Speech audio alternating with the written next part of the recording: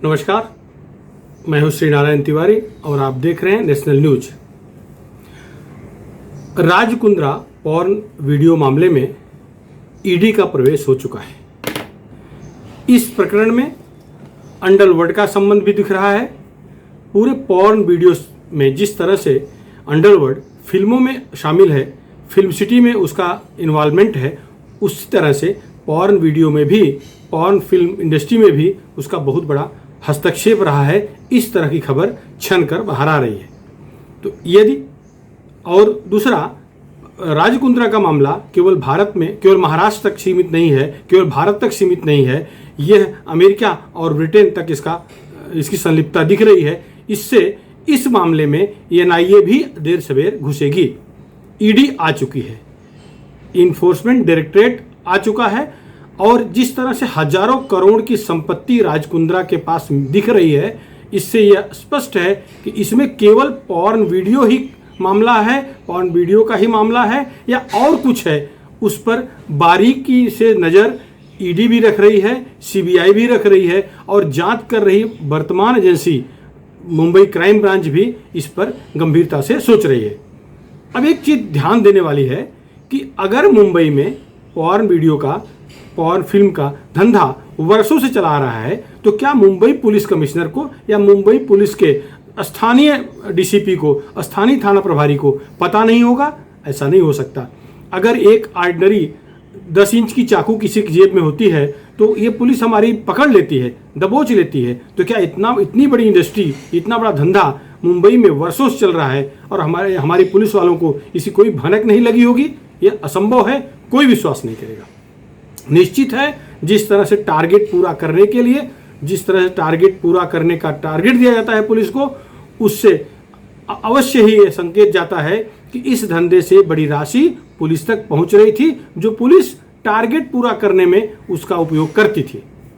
जांच का विषय है, क्राइम ब्रांच कहां तक पहुंचेगी, क्राइम ब्रांच कितना पकड़ पाएगी, राम जाने। लेकिन ईडी आ गई है, ईडी आ गई है तो निश्चित है ईडी को बहुत सर्वाधिक अधिकार हैं। ईडी मुंबई में भी, महाराष्ट्र में भी, देश के अन्य हिस्सों में जाकर के भी और विदेश में भी जाकर के मामले की जांच कर सकती है। इसका मामला अमेरिका से भी है, इसके तार ब्रिटेन से जुड़े हैं, मिल चुके हैं, क्राइम ब्रांच को भी मिल चुके हैं।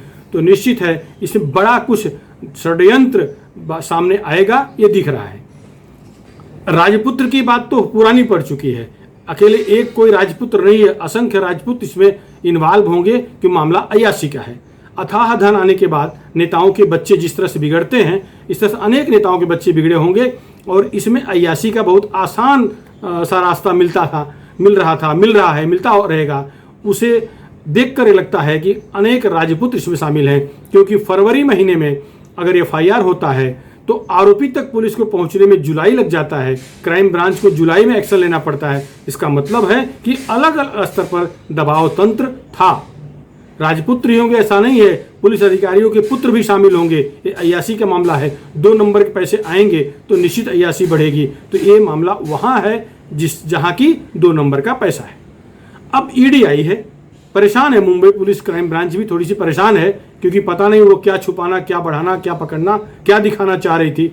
अब ईडी तो नए सिरे से जांच करेगी, सीबीआई भी आएगी। मामला ड्रग का है, ड्रग्स बड़े पैमाने पर जिस तरह से लड़कियों ने आरोप लगाया कि उन्हें एक तरह से ड्रग दे करके, उन्हें एक तरह से इंजेक्शन दे करके इस कार्य के लिए तैयार किया जाता था, तो निश्चित है कि ड्रग विभाग भी इसमें आएगा, ड्रग कंट्रोल डिपार्टमेंट भी आएगा।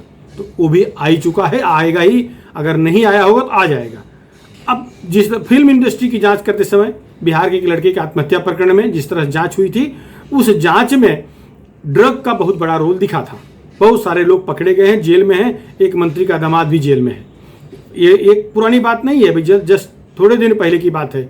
जिस तरह से पुलिस पर आरोप प्रत्यारोप सरकार में बैठे लोग लगाते हैं कई बार, उस देखकर आश्चर्य होता है कि सरकार चला रहे हैं कि अपने ही पुलिस विभाग को बदनाम करने के लिए अभियान चला रहे हैं। लेकिन हाँ, उसका कारण समझ में आता है। अगर नेता या मंत्री के बेटे ही, दामाद ही अगर जेल में हैं किसी आरोप में और छुड़ा नहीं पा रहे हैं, तो इससे निश्चित है कि उन्हें दुख तो होगा ही।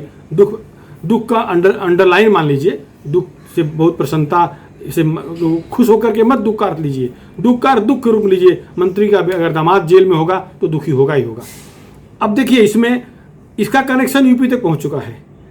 कानपुर के 2 लोगों के खिलाफ, 2 महिलाओं के खिलाफ भी मामला बन चुका है। कानपुर स्थित 2 महिलाओं के खाते में बड़े पैमाने पर पैसा आया है। कानपुर स्थित एक हर्षिता श्रीवास्तव का बर्रा ब्रांच में, वो जो पंजाब नेशनल बैंक का बर्रा ब्रांच में खाता है, उस खाते में 2,32,45,222 रुपए आ गए। कहाँ से आए अभी तक वो क्लियर नहीं हो रहा है। उसी के परिवार की नर्मदा श्रीवास्तव हैं। इनका जो SBI का करंट ब्रांच है वहाँ का अकाउंट है, उसमें 5,59,151 रुपए जमा हुआ है। ये मामला मुंबई क्राइम ब्रांच को पता लगा। मुंबई क्राइम ब्रांच के लोग कानपुर संदेश दे करके खाते को सील करा लिए हैं। मामला यूपी की जोगी पुलिस का तक पहुंच चुका है। कानपुर में है। निश्चित रूप से लड़कियों की सप्लाई करने का काम कानपुर से हुआ होगा। इन दोनों महिलाओं की भूमिका की जांच तो मुंबई क्राइम ब्रांच कर ही रही है। अब यूपी पुलिस भी सक्रिय हो गई है, जोगी बाबा की पुलिस भी सक्रिय हो गई है। और वहां तो मालूम है अपराधी अगर बहुत 3-5 करता है तो गाड़ी पलट जाती है। गाड़ी पलटने के बाद अपराधी भागने की कोशिश करता है, फिर अपराधी रिवॉल्वर छीनता है। रिवॉल्वर छीनने में आत्मरक्षा पुलिस गोली चलानी पड़ती है। तो निश्चित है वहां की पुलिस अपना साहसिक काम करती है। अपराधी भागता है, गाड़ी पलटती है तो अपराधी भागेगा, रिवॉल्वर छीनेगा, इनकाउंटर होगा। तो योगी बाबा पुलिस आई है तो वो निश्चित रूप से कुछ न कुछ रिजल्ट देगी। अब हर्षिता और नर्मदा, ये जो श्रीवास्तव परिवार की 2 महिलाएं हैं, इसमें शामिल पाई गई हैं जिनके खाते पैसे आए हैं। अब जोगी बाबा पुलिस अपने स्तर पर जांच शुरू कर दी है। क्या कहीं ये कानपुर की लड़कियों को इस गंदे व्यवसाय में ढकेल रही थी दोनों महिलाएं, या इनकी क्या भूमिका है? क्या राज कुंद्रा से मिल करके पॉर्न वीडियो का धंधा वहां तो नहीं फैला रही थी, पॉर्न फिल्म का धंधा कानपुर तो नहीं फैला रही थी? आदि की जांच भले ही क्राइम ब्रांच मुंबई कर रही है, लेकिन यूपी पुलिस का भी ATS सक्रिय हो चुका है। और यूपी पुलिस जब सक्रिय होती है तो रिजल्ट देती है। वो दबाने उबाने के काम में बहुत कम रहती है। एटलीस्ट 4.5 साल का रिजल्ट तो यही है। 4.5 साल से यही दिख रहा है कि यूपी पुलिस जिस काम को हाथ में लेती है उसका परिणाम सामने आता है। पैसा कहाँ से आया? राज कुंद्रा को बचाने के लिए उनकी बीवी, चर्चित फिल्म अभिनेत्री शिल्पा शेट्टी दर भटक रही हैं। उनसे 6 घंटे की पूछताछ हुई। शनिवार को पुलिस कड़ाई बरती तो कभी झूठ कभी सच। कभी कहती है कि उनका पति तो पॉर्न फिल्म बनाता ही नहीं, उनका पति तो इरोटिका फिल्म बनाता है। इरोटिका और पॉर्न फिल्म में बस उतना ही अंतर है, एक बाल का अंतर है, एक नैरो लाइन का अंतर है। इस तरफ इरोटिका कहलाता है, उस तरफ पॉर्न कहलाता है। अब ये शिल्पा शेट्टी बाकायदे बता सकती हैं, वो सुंदर अभिनेत्री हैं, वो कहाँ कहाँ पॉर्न देखी हैं, कहाँ कहाँ इरोटिका देखी हैं, उनको अंतर कैसे पता है ये वो जाने।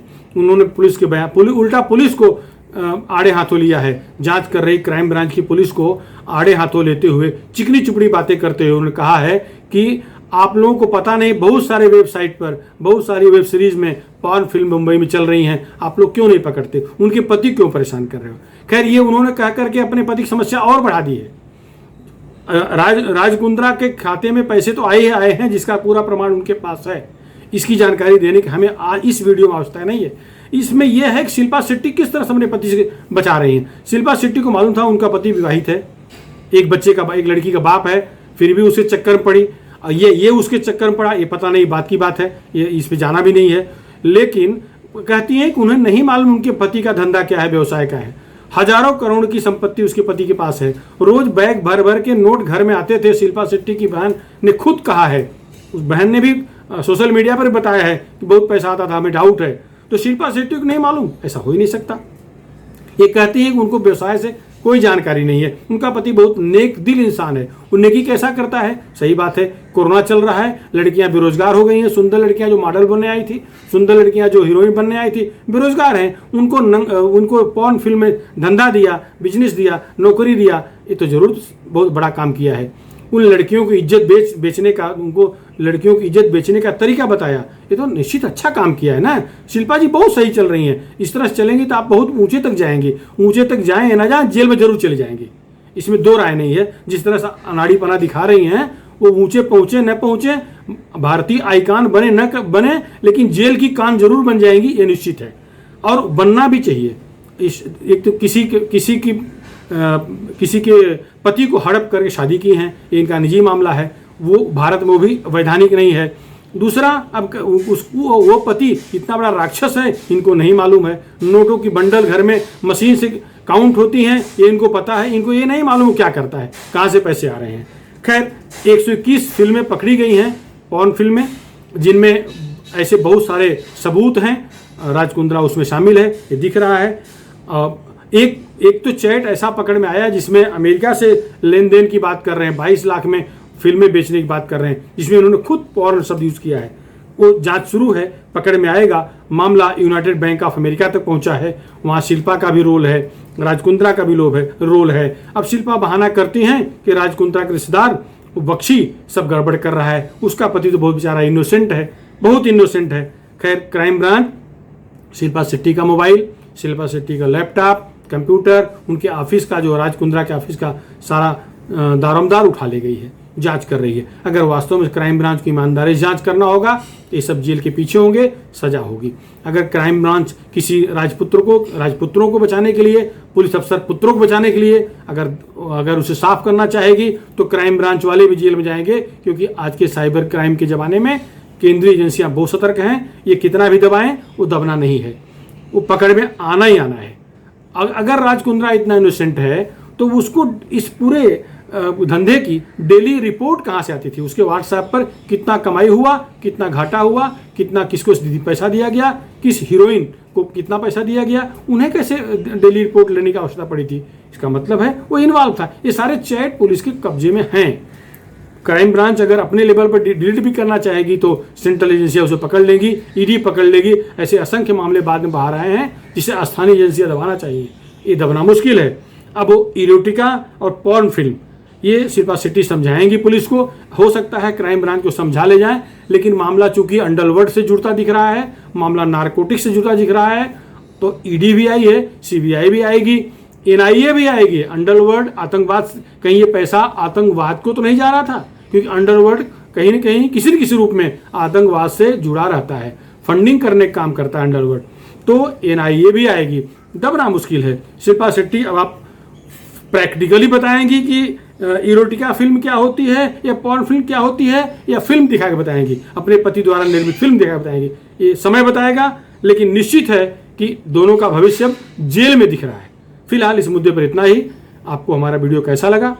तो अगर अच्छा लगा हो तो हमारे चैनल को, नेशनल न्यूज़ चैनल को सब्सक्राइब करके इसको शेयर करें, जन जन तक पहुँचाएं। धन्यवाद।